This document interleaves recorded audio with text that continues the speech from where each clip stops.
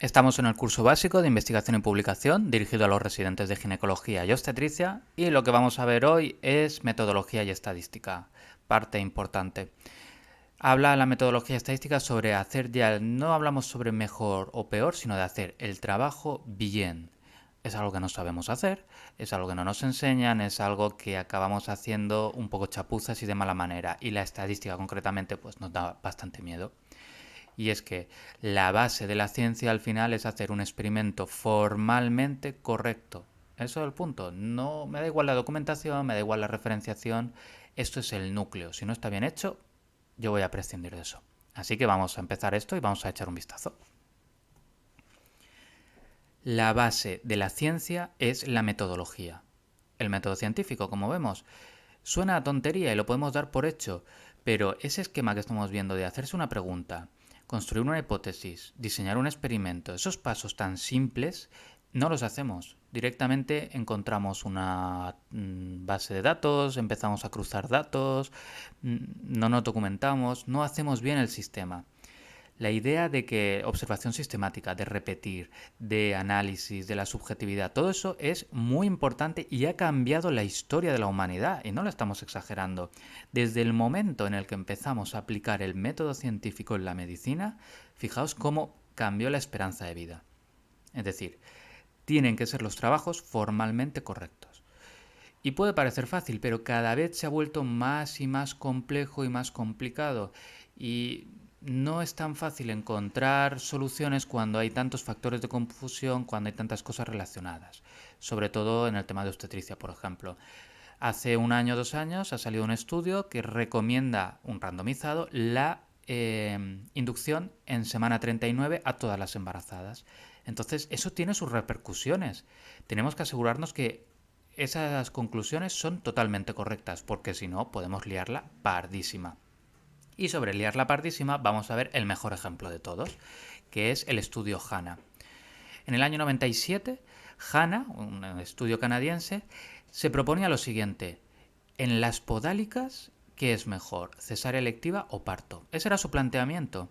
E hicieron un estudio, como vemos ahí, en 26 países, en 120 centros, un estudio complejo. Hasta ese momento se hacían los partos en podálica. En el año 2000 salen los resultados y dice, es mejor cesárea electiva. Al cabo de un año, todo el planeta había cambiado, porque eso para nosotros como ginecólogos nos conviene mucho, así no tenemos que levantarnos a las 3 de la mañana, hacemos cesárea electiva. Y entonces se acabaron los partos de nalgas, se acabaron. Del año 2000 al año 2006 empezaron un montón de críticas. Vemos ahí el ejemplo sobre la metodología. Como vemos, hay mil y mil fallos. Y poco a poco fue mermando y mermando las conclusiones hasta que en el año 2006 ya el Royal College saca la guía sobre el parto de nalgas y dice, señores, hay que volver al parto de nalgas. El estudio HANA no vale. Ahora, el daño estaba hecho y en esos 6 años todos nos habíamos acostumbrado a las cesáreas selectivas. Y volver también da pereza y esos 6 años la de residentes que no se han formado, ¿entendéis? Así que un estudio tan complejo que se trabajó tanto, fijaos cómo la lió pardísima. ¿Por qué? Porque con la metodología hay que ser muy estrictos y hay que hacer las cosas bien. La razón de que no hagáis ahora mismo partos de nalgas es porque este tío en el año 2000 publicó este estudio y no era correcto. Así que la idea es que todo tenemos siempre que regularlo, hacerlo formalmente y correcto. Medir la tensión tiene que hacerse bajo ciertas condiciones. Si hacemos un estudio tenemos que hacer un checklist de distintas cosas. ¿De acuerdo? Esa es la lección principal. Y vamos a ver un poquito, utilizando el estudio HANA, qué tenemos que incluir en nuestra metodología, que son esos 5 apartados. Empezamos con el primero. Diseño de estudio. El diseño de estudio son 3, 4, 5 palabras, ya está. ¿Qué es lo que voy a hacer? Voy a hacer una revisión no estructurada. Perfecto, yo ya me oriento, yo ya sé lo que voy a encontrar, sé cuáles van a ser los resultados, ya está. La revisión va a ser algo descriptivo y no me va a sacar os ratio, es decir, con eso ya sé lo que va a hacer. En este caso, en el estudio de HANA, el propio título lo dice. Y además lo dice, cesárea electiva versus parto vaginal a randomized multicenter trial. Ya está, te lo está diciendo. Tienes que poner siempre en algún lado qué tipo de estudio es. Segunda parte, metodología. Es simplemente decir los pasos que vas a hacer con toda la tranquilidad del mundo. Es describirlos uno a uno. Esto es la metodología del estudio HANA. 3 páginas. 3 páginas de un trabajo que son 9, si no me equivoco, 9 o 10 páginas y 3 dedicadas a la metodología. Y se supone que hay fallos, ¿de acuerdo? Si empezamos a analizarla, en la primera página vemos que la zona azul describe cómo se hace la aleatorización. Unos van a cesárea electiva, otros a parto vaginal, evaluamos los resultados a 3 meses y luego morbilidad neonatal y morbilidad materna. ¿Cómo es posible que lo hemos resumido en 10 segundos? ¿Por qué hay una página entera? Porque tenemos que decir todo al detalle. ¿Cómo hacemos la aleatorización? Que es llamando a un teléfono en Toronto. Si es parto vaginal, el procedimiento de inducción. Acabamos diciéndolo todo. Es simplemente para evitar que nos puedan pillar por algún lado. Siempre que tengamos que hacer una metodología, describimos los pasos básicos y luego pues hablamos de las cosas importantes para solucionarlo. Pues describimos el ecógrafo que hemos utilizado, pues sí, tiene importancia, sí. Describimos la máquina con la que hemos medido la glucosa, pues sí tiene importancia, sí. Es simplemente para tenerlo todo claro. En la segunda página vamos a mencionar simplemente 2 cosas más. Una es el algoritmo de estudio. Es una forma de expresar pues un poquito todo el proceso. Y esta es importante, características demográficas. Esto es la llamada tabla 1. Cualquier estudio que hagamos, al fin y al cabo, es una comparación entre 2 grupos. En este caso es entre los que hacemos cesárea y los que hacemos parto. Bueno, no podemos comparar solamente parto y cesárea, porque no sabemos si los 2 grupos son iguales o no. En mi mundo ideal sí lo son y para eso he hecho la aleatorización. Pero lo que tengo que mostrar en esa tabla 1 es que tienen características similares, como son la edad materna, la paridad, la edad gestacional, etc. Si en algún momento algunas no son iguales, lo mencionamos y lo hablamos como una limitación. Aquí hay que enseñar y ser honestos todos. Ponemos un ejemplo. Yo me hago la pregunta, ¿son más inteligentes las residentes valencianas? Bueno, pues he cogido en un lado las de Comunidad Valenciana y en otro el resto de España. Y la nota media se ve claramente que las valencianas son más listas. Pero si vamos a la tabla 1 y comparamos, vemos que la edad media en este caso son 5 años más. A lo mejor en esos 5 años es porque han repetido el MIR, o han hecho otras carreras, están más curtidas. O bien mirad el IMC. A lo mejor no es que sean más listas, a lo mejor es que como tienen sobrepeso, pues se quedan en casa y no van de fiesta y se quedan estudiando mucho, mientras que las andaluzas o las murcianas, pues como no tienen ese problema, van más de fiesta y estudian menos. Es decir, la tabla 1 tenemos que hacerla en todos nuestros estudios. Población de estudio. Aquí hablamos de criterios de inclusión y criterios de exclusión. Inclusión es lo que estoy buscando y exclusión lo que no acepto. ¿Es un criterio de inclusión el de exclusión? Es decir, si yo digo estoy buscando gestación única, es criterio de inclusión. Bueno, pues asumimos que múltiple es de exclusión, pero no lo voy a mencionar aquí concretamente. Esto es una variable dicotómica. Pero por ejemplo aquí sí que mencionamos lo de si hay alguna anomalía congénita, fetal, letal, pues exclusión. ¿Qué pasa si no está ni uno ni otro? Supongamos, la mujer tiene hipotiroidismo. Bueno, si yo no lo he nombrado, pues no tengo eso. Otra cosa sería que en mis criterios de exclusión pusiera patología materna médica significativa. Eso es otro tema.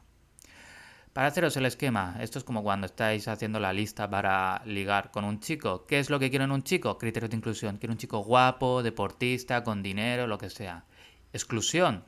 No quiero fumadores. O sea, ¿cuáles son las contraindicaciones absolutas? Variables utilizadas. Fijaos que el estudio al fin y al cabo lo que está diciendo es solamente quiero medir en el parto contra cesárea pues lo que está saliendo y tiene muchísimas variables. Es importante mencionarlas todas y ser sistemáticos. Decimos el nombre de la variable, edad materna por ejemplo, cómo lo medimos en años, el tipo de variable para ver si es categórica, nominal, dicotómica. En este caso, la edad materna, por ejemplo, la ha dividido en una variable nominal dicotómica, que es menos de 30 o más igual de 30. ¿Ves? Hasta el igual de 30. Tenemos que poner el detalle, porque así me va a servir luego para la estadística. Y la definición. ¿Por qué? Pongo aquí algunos ejemplos de definición. Han considerado ellos que el expulsivo prolongado es cuando cumple esas cuestiones. O una hipotonía tiene que ser 2 horas o la intubación al menos 24 horas. Hay que ser muy claro. Si yo hago un estudio de preeclampsia, por ejemplo, La preeclampsia tiene 9 definiciones reconocidas, entonces tenemos que ser siempre estrictos. Hemorragia posparto, más de 1500. Ahora, por ejemplo, una hemorragia posparto es más de 500 en un parto. Es decir, siempre hagamos la definición correcta. Y pasamos a nuestra bestia negra, que es en el análisis estadístico. Podemos compararlo con el inglés. Sabemos inglés, chapurrearlo, leerlo más o menos, puedo entenderlo y ahora no me digas que lo hable o que lo escriba. Es complicado. No vamos ahora mismo a ver la estadística a profundidad, pero bueno, vamos a mencionar algunas cosas importantes. Sacad vuestro manual de CTO y vamos a recordar simplemente algunas cosas. Tipos de variables, ya sabemos cómo son, nominal, ordinal, discreta, continua. La estadística descriptiva simplemente me describe la población, no me intenta hacer nada más. Con las medidas de tendencia central, media, mediana, moda o de dispersión, variación. La idea es que me describa para las variables sociodemográficas o cómo es la población. Porque al fin y al cabo yo tengo que comparar las medias o tengo que comparar entre una rama y otra. Contraste de hipótesis. Yo me hago un estudio y me hago una pregunta. ¿Son más inteligentes las residentes valencianas? Bueno, pues hay dos hipótesis. La hipótesis que dice hay diferencias y la hipótesis que dice no hay diferencias. Ya está, eso es el contraste de hipótesis. Y cuando hablamos de la P, de lo del error y lo de la significación del P005, es estar al 95% seguro, 0,05, que hay diferencias o que no las hay. Para hacer ese contraste de hipótesis, es decir, son más inteligentes o no hay diferencias, recordar la famosa tabla de test estadísticos. En este caso, ¿qué tenemos? Comunidad Valenciana y resto de España. Esto es una variable nominal dicotómica, ¿de acuerdo? Y la nota media de la residencia, esto es un número, entonces nominal dicotómica con continua, test de la TestStudent. Ya está, o sea, lo que vimos en el MIR nos vale. Programas que nos pueden servir, los principales son dos, Excel y SPSS. El Excel lo conocemos todos, puede hacer muchas cosas. El SPSS es programa que cuesta dinero y es ya una burrada, es el para hacer las cosas bien. O sea, el SPSS tiene el botón que dices, hazme aquí el TestStudent, hazme una ANOVA. La cosa es que hay que saber manejarlo. Y hay veces que vamos a necesitar estadísticos o gente de fuera, sobre todo cuando sean estudios importantes, una tesis doctoral o lo que sea, que dices, mira, prefiero dejarme 300 euros, 400, lo que cueste, pero asegurarme que está todo bien. De todas maneras, la estadística para la mayoría de estudios de ginecología es sencilla. Básicamente es comparar dos grupos. Cualquier estadístico puede hacerlo. Y después de ver todo esto, vamos a poner un ejemplo de lo que hemos visto. Quiero hacer este estudio, son más inteligentes las residentes valencianas y vamos a hacer una metodología en un momento. Diseño de estudio, vamos a hacer estudio de casos y controles. ¿Por qué? Porque así puedo mirar retrospectivo y puedo ver que hay 30 residentes, 40, los que sean. Si hiciera un transversal ahora mismo, pues tengo pocos. O si digo, voy a hacer una cohorte, quedaría mejor, pero tardará años. Metodología, los pasos que voy a seguir. 1. Recojo el listado. 2. Agrupo dos categorías. Y 3. He decidido que voy a comparar las notas de MIR y residencia. Ya está. No tiene más complicaciones, pero lo he explicado claro. Otra cosa es que luego lo desarrolle y es, voy a comparar las notas MIR, la nota del examen. Población de estudio. Mi criterio de inclusión, residentes del área 2 de ginecología. Vale. Exclusión, pues voy a sacar a los hombres, porque son más inteligentes. Voy a sacar las extranjeras, he decidido, porque la Spakova, pues yo por ejemplo, es checa, no sé cómo la voy a meter, o embarazo durante la residencia.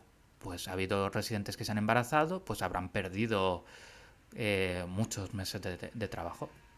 Variables. Voy a usar las sociodemográficas, pues simplemente para hacer la tabla 1. Origen, voy a hacer Valencia, fuera de Valencia. ¿Veis? Aquí podría coger y ponerme fino y decir, pero Valencia es ciudad, es provincia, es comunidad valenciana, esas cosas. Y voy a medir con MIR, nota residencia de cada año y publicaciones residencia. Aquí podría haber un tema de que voy a comparar las notas de la residencia, es la misma en DR3 que DR1. Voy a coger a las residentes que ahora mismo hay DR2. Es decir, podemos ver aquí cosas. Pero bueno, esto es un ejemplo. ¿Y el análisis estadístico? Pues es origen contra MIR, es decir, dicotómica contra una continua, usaré la TestStudent. Como veis, acabamos de hacer en un momento una metodología Mejor o peor, pero está correcta. Cualquier trabajo y estudio que hagáis tiene que ir así. Y ya está, vamos a ver las conclusiones un poco de este tema. El método científico es la base de la ciencia. Lo que hemos dicho es muy importante, muy importante.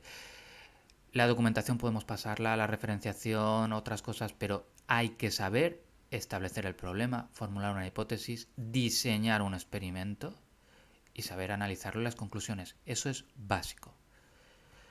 Hay que ser formales, claros y precisos. Es decir, no hay que liarla, hay que decir las cosas claras. Voy a hacer un estudio sobre diabetes gestacional. La definición de diabetes gestacional es tal, tal, tal, tal, tal. Voy a comparar el CIR. Vale, pues considero CIR en este caso, en este caso. Hay que hacerlo todo claro. La estadística es un punto débil que tenemos, hay que asumirlo. ¿Qué podemos hacer? Podemos hacer cursos, podemos hacer máster, podemos preguntar, pero si nos dedicamos un poquito a la investigación, habrá que aprender al final el SPSS y habrá que desenvolverse un poco. Leamos toda la metodología. Cada vez que veamos ahora un trabajo, no leáis solamente la discusión, id a la metodología. De hecho, una forma muy fácil es copiar. Si yo voy a hacer un trabajo, fijaos, me está planteando el tema de la inteligencia. Pues si yo hago documentación, veo que hay estudios sobre la inteligencia, sobre lo bien que va a hacerlo los residentes, y veo que a lo mejor no están aplicando lo de las notas MIR, a lo mejor están mirando otros factores, a lo mejor están mirando las notas del colegio, entonces a lo mejor debería recogerlas. Cuando yo haga un estudio, mirad la metodología de estudios similares y así veréis los estadísticos que utilizan, las variables, y de esa manera, aunque sea por similitud, lo veréis mejor. Y ya está. Lo hemos visto por encima, pero ahora explora por tu cuenta. Sobre todo, cada vez que leáis un artículo, leed la metodología, echadle un vistazo. Y sobre todo, si queréis hacer vuestro propio, tenéis que aprenderosla. Id a los estudios ingleses, que son los mejores metodológicamente, eso está claro.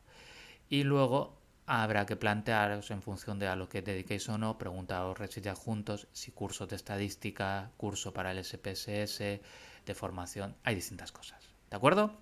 Pues ya está, hasta luego.